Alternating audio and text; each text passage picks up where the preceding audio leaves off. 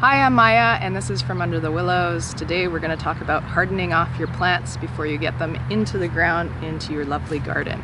So we have some seedlings here that are peppers and tomatoes. I've got some flowers, some nasturtiums.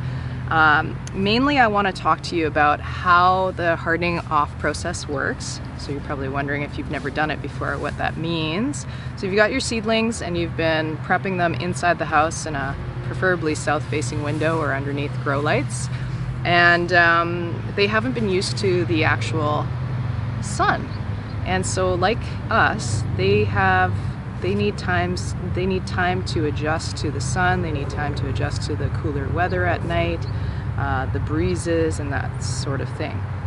Now, I started hardening off my plants about 5 days ago, and I think a couple days ago, I left my plants out for a little too long, because normally you start day one, you put them out for an hour, maybe just before noon, and you get them into the sun. Then you bring them back in.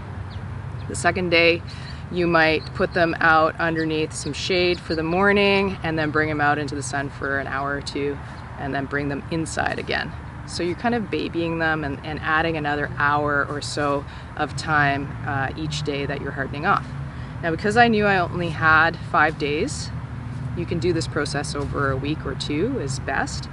I really pushed my plants and hardened them off quite well. A couple days ago, I may have kept them outside all day, maybe even into the night till about 9 o'clock. So they pretty much were, it's like they were in the ground. I just brought them in for the evenings.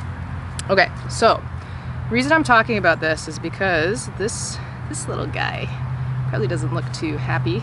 Yeah, and I am going to plant this tomato in the ground today. But I wanted to show you what sunburnt plants look like. Okay, so hopefully you can see this. The leaves have a bit of a whitish tinge to it, and sometimes when they get sunburnt pretty badly, they start to look like they're crispy, and they are crispy, and they fall off. Now, I would suggest you just leave this plant be, because the leaves that are here are going to produce the chlorophyll that they need to get the energy to grow.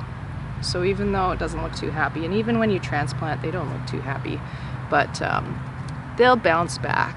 Plants are resilient.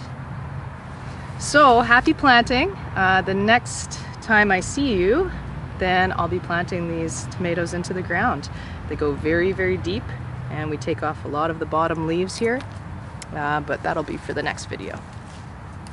Thanks for joining me, and have a great day.